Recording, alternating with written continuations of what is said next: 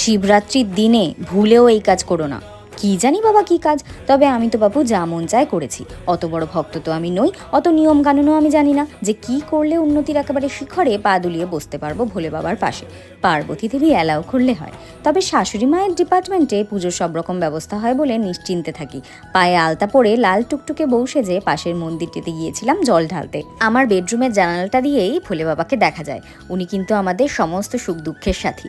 এখান থেকেই উনি আমাদের সংসারের সমস্ত খুঁটিনাটি নজরে রাখেন। তাই আমাদের বাড়ির প্রতিষ্ঠিত শিব ঠাকুরকে বললাম, রুকো যারা, সাবার করো, মন্দিরে আগে যাই, তারপরে মন্দিরে পুজো সেরে এসে সন্ধেবেলায় বাড়ির ঠাকুরকেও ভালো করে পুজো দিলাম, না হলে আবার উনি রাগ করবেন। তোমরা কে কিভাবে শিবরাত্রি পালন করলে কমেন্টে জানিও কিন্তু। আর এবারে আমার এই ছোট্ট চ্যানেলটাকে একটু সাপোর্ট করো তো। কি করছো তোমরা? তবে আমি কাল রাত জাগতে পারিনি, তার জন্য কি শিব ঠাকুর আমাকে ক্ষমা করবেন কি জানি। পুজো সেরে শিব ঠাকুরের একটা কি সুন্দর ছবি তুলে রেখেছি, দেখো কি ভাল লাগছে।